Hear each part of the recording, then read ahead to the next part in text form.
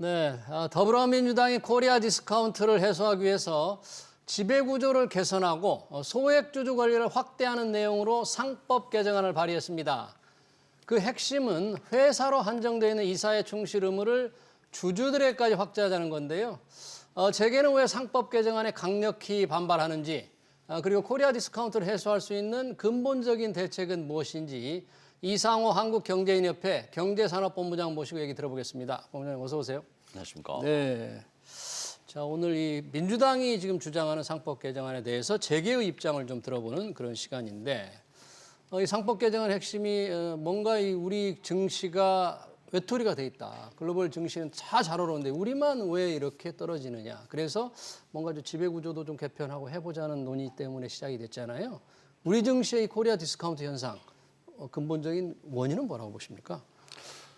예, 우리 나라 증시가 지금 특히 트럼프 집권 이후에 당선 이후에 네. 지금 다른 나라들보다 많이 좀 떨어진 게 사실입니다. 네.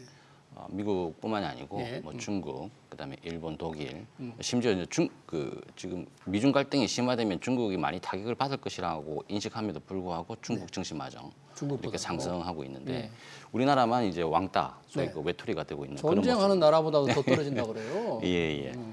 그래서 이제 주가는 흔히 네. 그 현재의 어떤 반영이 아니고 네. 미래의 어떤 기업의 실적에 대한 기대감이 현재 반영돼 있다 이렇게 보시면 될 것 같습니다. 네. 그런데 왜 우리나라가 지금 현재 증시가 침체돼 있냐? 이거는 이제 트럼프 정부가 이제 집권하게 되면은 네. 한국의 이제 주력 산업이죠. 그 반도체라든지 뭐 2차전지, 그다음에 그 자동차 이런 부분들이 좀 타격을 입을 것이다. 그런 전망이 많습니다. 네. 왜냐하면은 그 칩스법이죠. 반도체법 네, 이 반도체법. 폐기한다 그러고 또 그 IRA 그 보조금 또 축소한다 그러면 또 2차 전지가 타격을 받을 수 있고 또 이제 대미 무역 흑자의 그 한 60% 정도가 자동차죠. 그 자동차에 대해서 과거 트럼프 1기 때 네. 방금 말씀하셨지만 그 무역 확장법 네. 예, 그게 이제 그 232조. 이 부분이 이제 또 다시 가동이 될 수 있습니다. 그렇죠. 통상 안보에 영향을 미친다 해서 그렇게 되면 이제 행정명령으로 법 개정 없이 행정명령으로 트럼프 대통령이 바로 때릴 수가 있기 때문에 네. 무역 수지 적자 축소 정책이 이제 가동이 되어서 그런 거 무역 확장법이 적용될 수 있는 부분이기 때문에 자동차도 타격을 받을 수 있다. 뭐 이런 또 문제가 좀 있고요. 예, 알겠습니다. 이게 전반적으로 여러 가지 문제가 있지만 트럼프 2기 출범에 따른 좀 불확실성도 크고 산업에 피해가 있을 거라 그러는데 사실 우리 주가가 떨어진 게 뭐 최근 트럼프 당선 임박해서만 그런 게 아니라 올 들어 계속 떨어졌거든요. 예. 희망을 보인 적이 없어요. 그러다 보니까 이렇게들 얘기합니다. 그런 외부 변수도 있지만 기업들의 뭐 문제가 있는 게 아니야. 그래서 우리 디스카운트의 원인을 기업 지배 구조가 문제가 있다. 예. 기업의 지배 구조라는 게 이제 의사 결정 구조, 의사회 이게 문제가 있다. 이렇게 주장을 하는 분들도 많이 있던데요. 예, 방금 그 부분을 짚어보기 전에 우리가 계속적으로 트럼프가 당선되기 전부터 계속 좀 정시가 활력이 없었다 이 말씀에 대해서 간단하게 한번 짚어보고 그 다음에 말씀을 드리겠습니다. 그러시죠. 그 2008년이죠. 그 보호무역주의가 이제 시작된 게 그 글로벌 금융위기가 오면서 세계 각국에서 신자유주의가 이제 쇠퇴하면서 이제 그 어떤 교역이 글로벌 그 교역이 줄어들면서 세계 경제 성장률 자체가 과거에는 그 이전에는 한 5% 정도 됐어요. 그런데 08년 이후부터는 글로벌 금융위기 이후로는 한 4%로 떨어졌다가 또 트럼프 미중 갈등이 1기 때 이제 강화되면서 한 3%로 떨어졌습니다. 그럼 뭘 의미하냐면은 우리나라는 이제 수출로 먹고 살지 않습니까? 그렇죠. 그럼 수출 자체가 이제 위축이 될 수밖에 없기 때문에 우리 주력 산업들이 많이 좀 위축이 됐어요. 그러다 보니까 실적 장세가 이제 이루어지지 못하고 있는 겁니다. 그 부분이 가장 핵심이다. 그러네요. 그러니까 실적 장세와 유동성 장세가 정시의 가장 핵심이라고 보시면 될 것 같습니다. 알겠습니다. 네. 그런데 이제 그 일각에서는 이제 그 지배구조 탓이 아니냐. 지배구조가 이런, 문제가 있다. 뭐 그런 부분에 대한 지적이 있는데 저는 뭐 방금 말씀드렸듯이 실적 장세와 유동성 장세라는 말은 들어봤지만 지배구조 장세라는 거는 한 번도 들어보지 못했습니다. 지배구조 때문에 정시가 시장이 올라간다는 전체적으로 것은 위축된다는 그거는 그런 건 없다. 어떻게 그 리서치된 그 연구 논문도 없고요. 그거는 이제 에비던스가 없습니다. 그냥 어떤 감정적인 어떤 그 사이언스로 뒷받침되지 못하는 그런 주장이다 이렇게 보여지고요. 설령 이 지배 구조가 정시에 긍정적 영향을 미친다 손 치더라도 그 주장이 맞다면 우리 정수는 디스카운트가 아니고 오버카운트가 돼야 된다. 왜냐하면 예. 지난 수십 년간 우리나라는 이제 독특하게 엄청나게 많은 지배구조 규제들이 많이 도입이 됐어요. 지배구조에 관한 예, 예를 들어서 예. 그 감사위원을 이제 분리 선출을 하고 또 분리 분리하고. 분리 선출할 때 대주주가 아무리 많은 지분을 가지고 있어도 딱 3%만 이렇게 의결권을 행사할 수 있도록 네. 그렇게 되어 있죠. 예. 또 그다음에 그 배임죄도 세계에서 가장 강력합니다. 그 형량이 뭐 형법, 뭐 상법상에도 있고 형법상에도 있고 거기다 더해서 그 특경법에도 있어요. 그리고 이제 50억 이상에 대해서는 살인죄와 똑같은 형량을 매깁니다. 그렇기 때문에 매우 강력한 그런 지배구조 규제가 있고 또 일감 몰아주기 규제도 있죠. 그래서 이렇게 많은 지배구조 규제가 도입됐는데 왜 정시가 오르지 않았는가? 그 지배구조 규제 때문에 정시가 오르지 않았다면은 이 부분이 설명이 선행돼야 된다 이렇게 보여집니다. 예. 그러네요. 예. 그러니까 지배구조 탓이라는 일부 분석이 있습니다만 우리나라 경우 쭉 본다면은 감사위원을 분리해서 대주주는 3% 지분만 인정하는 이런 제도가 새로 도입이 됐고 또 배임죄도 강력하기 때문에 이런 규제 때문에 증시가 크게 위축되지 않고 상방 오히려 더 오르는 쪽으로 작용해야 된다는데 좀 이해하기 어렵다는 말씀하시는데 우리 일반 주주들은 그런 얘기를 합니다. 최근의 사례를 이제 들어보겠습니다. LG그룹이 LG화학에서 LG에너지 배터리 자회사 LG에너지솔루션을 물적 이제 분할하는 과정, 그리고 두산밥켓과 두산로보틱스의 합병 과정 이런 데에서 뭔가 소액주주들의 너무 신경을 쓰지 않았다. 소액주주의 피해가 많다. 그래서 주가가 오르지 않는다. 그러니까 상법 개정이 필요하지 않느냐. 이런 논의로 이어지는 것 같아요. 이런 부분은 어떻게 보세요? 예.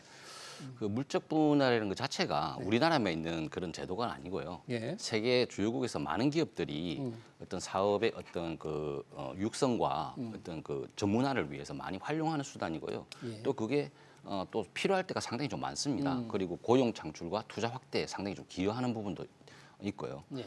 그래서 그 과거에 LG 에너지솔루션이 이제 그 설립해서 정시에 상장하는 과정에서 네. 그 LG 화학 주주가 손해를 본 거는 그렇게 주장을 하는데 예. 그 회사의 분할과 합병 과정에서 그렇게 이제 그 기존 주주들이 손해를 봤다면 네. 그 부분에 대한 문제점을 이제 그 치유할 수 있는 그런 그 외과적 부분 그 어떤 그 특화된 수술이 필요하지 예. 상법 전체의 근간을 훼손할 수 있는 그런 그 엄청난 후폭풍을 몰고 올 수 있는 그런 그 개정은 상당히 그 우려스럽다는 거고요. 예. 예를 들어서 그 합병 비율이 이제 좀 문제가 됐었잖아요. 두산밥켓도 마찬가지고. 그럼 그렇게 된다면은 그 합병 비율을 산출하는 방식을 좀 개선하면 될 것이라고 봐요. 지금은 그 3개월 주가, 그다음에 1개월 주가, 일주일 전 주가 합병 시 네. 그 이제 산술 평균을 해요. 네. 그러다 보니까 어떤 그 기업 가치의 어떤 그 실질 내재적 가치를 잘 반영하지 못하는 거 아니냐. 뭐 이런 부분들에 대한 비판이 많습니다. 그러면 그 부분을 개선하면 되는 부분이거든요. 그래서 이런 부분들에 대해서 외과적으로 특화된 그런 부분적 수술, 봉합 수술이 필요하지 전체적인 상법 전체의 근간을 흔들 수 있는 그런 이런 어떤 뭐 이 과잉 입법을 하게 되면은 이게 그 빈대 잡으려다가 초가 상간 태운다. 예, 그 감기약 필요한 사람들한테 항암제 주는 꼴이다. 이렇게 예, 좀 보여집니다. 예. 그러네요. 지금 이제 잠깐 요약해 보자면 LG엔솔을 사례를 들어서 물적 분할을 통해서 소액주주들에게 피해를 줬다거나 또는 합병 비율을 제대로 산정하지 않아서 기업 가치를 정확히 반영하지 않아서 소액주주들을 피해를 줬다면 그런 부분을 고쳐야 되는데 이 고쳐달라고 주주들이 많은 요구를 했음에도 실제로는 정부라든지 여당이 움직이질 않았어요, 제대로. 그러다 보니까 주주들이 지금 뿔이 나 있거든요. 그러니까 하나하나 고치는 것보다는 상법 개정을 통해서 통째로 이루자는 게 이제 주주들의 요구인 것 같아요.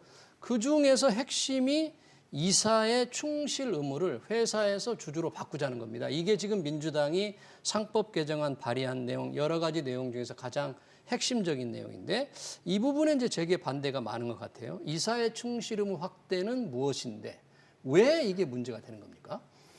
예, 그 현행 상법 382조 3에 예. 그 이사는 법령과 정관 규정에 따라서 그 회사를 위해 그 직무를 회사에 대해서 그 직무를 충실해야 된다 이렇게 규정이 되어 있습니다. 네.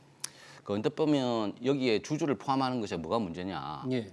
주주를 위해서 이사가 일을 하는 것은 당연한 거 아니냐. 예, 회사만 이렇게, 위해서 일하지 마라. 예. 그거 이제 당연하다고 네. 당연하게 이제 생각하시는 분이 있습니다. 하지만 그 주주 하나가 들어감으로 따라서 예. 엄청난 후폭풍을 불러올 수가 있거든요. 그래요? 어떻게 현행 주식 그렇죠? 예, 일단 현행법상 맞지가 않습니다. 왜냐하면은 그 이사들은 회사에 의해서 이제 임명이 됩니다. 선임이 위임을 받아서 임명이 되고 예. 그 위임받은 이사는 회사를 위해서 성관 의무를 지고 충실 의무를 지게끔 그렇게 상법 회사에서 예. 있으니까. 그리고 그 주주들이 여러 명이 있지 않습니까? 예. 복수의 주주들이 있기 때문에 그 주주의 집합제인 그 주총에서 회사에 의해서 이제 임명이 되는 거거든요.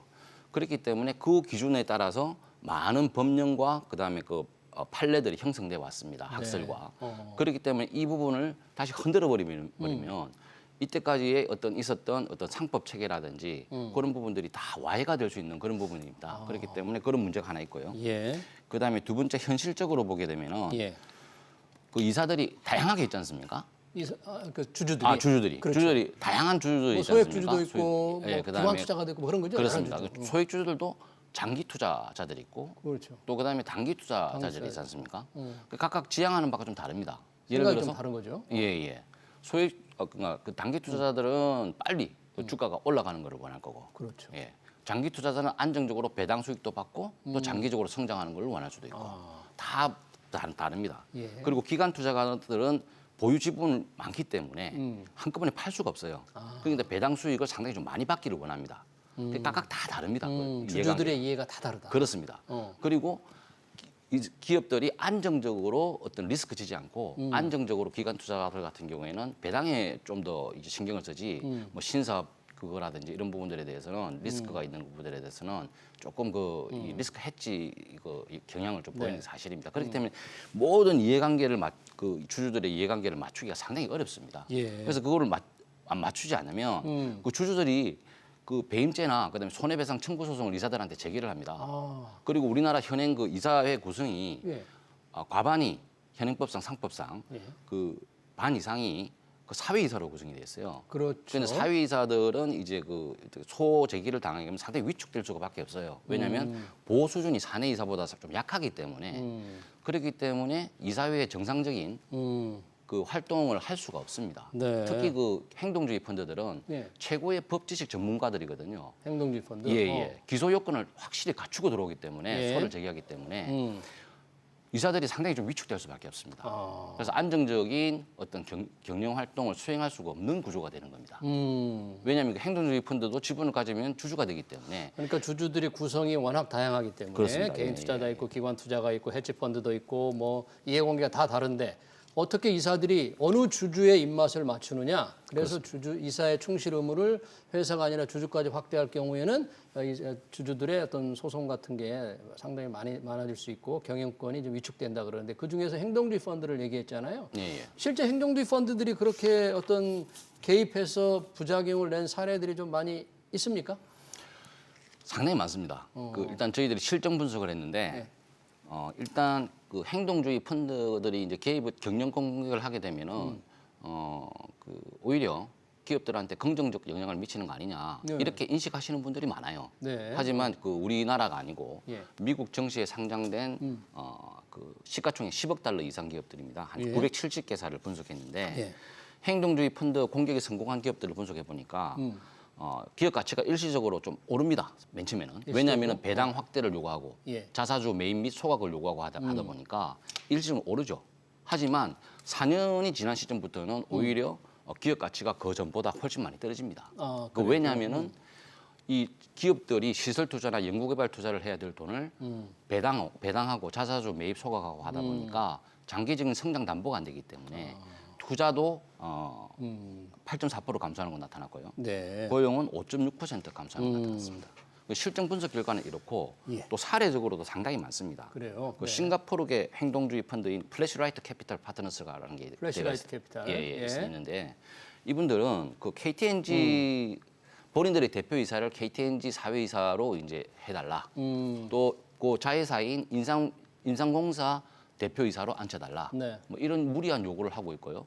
특히 그 인상공사 대표이사로 앉혀달라 하면서 그 대표이사의 임금을 네. 100억 원을 요청을 했습니다. 그 100억 원이면 인삼공사의 1년 영업이익의 10%에 해당합니다. 그런 일도 있었습니까? 뭐 이런 사례도 있고 여러 가지 사례가 있습니다. 알겠습니다. 이게 행동주의 펀드 주주 중에 하나의 행동주의 펀드의 경영 개입이나 부작용 사례를 얘기했는데 우리가 이런 상법 개정안에서 뭔가 주주들의 이사들의 중심을 확대하려고 하면 다른 나라들은 어떻게 되어 있는가 한번 볼 필요가 있는데 우리 보통 이 지배구조 개선을 보면 뭐 G20 국가라든지 또는 OECD에서는 지배주주들의 권한 남용을 좀 통제해야 된다. 이런 게 기업 지배구조 핵심이라는데 그런 정신을 상법에 그래서 반영해야 된다. 이렇게 주장하는 분들도 있어요. 실제 어떻게 돼 있나요, 거기는? 예.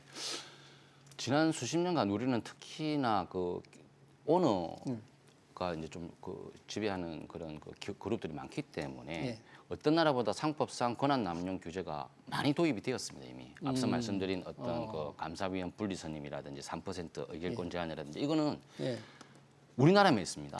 우리나라만 있고. 감사위원 분리 선임. 그런데 지금 3%, 야당 의결권 제한 안에는 3%. 예. 분리 선임 한 사람을 지금 한 명인데 이걸 또 두 명으로 늘리자고 좀 들어가 있죠, 법안은. 예, 2명인데 이게 그 지금 통상적으로 감사위원은 보통 자산 2조 원 이상의 2조 원 이상 상장사의 경우에는 감사위원회를 두게끔 돼 있습니다. 예. 그 통상적으로 보면은 감사위원회 구성 인원수가 3명이거든요. 네. 근데 2명을 지금 대주주 의결권을 제한시켜 가지고 이제 3명 중에 2명을 이제 대주주 영향력을 배제시키는 겁니다. 그렇게 하자는 게 민주당 예, 생각인 예. 거죠. 또 한 명은 또 사회이사로 돼 있어요. 예. 그렇기 때문에 얼핏 보면 감사위원회 3명 감사위원회를 구성하는 3분 다 외부 사람으로 지금 그렇게 구성을 한 하게 돼 꼴이 있습니다. 된다 이런 예, 얘기예요. 그래서 그리고, 예. OECD 지금 기업 그리고 지배구조 뭐 원칙을 얘기하고 소수 그리고 지금 이제 그 뭐 다 그것뿐만이 아니죠. 있는데, 예. 그 사회이사 자격을 대폭 강화를 했거든요. 그래서 예. 대주주라든지 해당 회사라든지 그다음에 계열사와 무관한 사람으로 이제 선임하게끔 그렇게 되어 있고요. 네. 그다음에 그 소수주주의 경우에는 이사와 감사에 대한 해임 청구권도 있고 회사 기회 유용 금지도 엄격하게 되어 있고 아까 앞서 말씀드린 그 배임죄의 어떤 형량도 전 세계적으로 가장 강력하게 되어 있고요. 네. 예, 그다음 공정거래법상에도 많죠. 예, 뭐 동일인 제도도 있고 그다음에 그 일감 몰아주기 규제도 강력하죠. 네. 그래서 우리나라가 그 지배주주 권한 남용을 강화해야 된다는 주장에 앞서서 예. 우리나라가 과연 다른 나라하고 비교해 보자.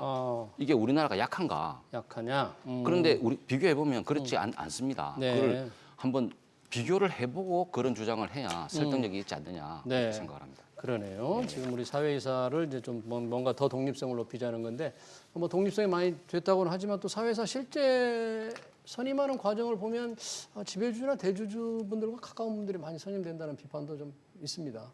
그렇게 독립적으로 운영이 안 된다는. 근데 그거는 이제 우리가 그 이제 통계로 봐야 되거든요. 네. 통계로 보면 그렇지가 않습니다. 지금 엄격하게 되어 있고요. 예. 네, 잘 알겠습니다. 지금 더불어민주당이 주장하는 추진하는 상법 개정안에서 과연 재계는 어떻게 생각하고 있는지 이게 경영권을 위축시켜서 소송을 남발시킬 수가 있다. 그래서 재계는 이걸 이제 강력하게 반대하고 있다. 그런 얘기를 잘 들었습니다. 지금까지 이상호 한경협 경제산업본부장이었습니다. 고맙습니다. 감사합니다. 네.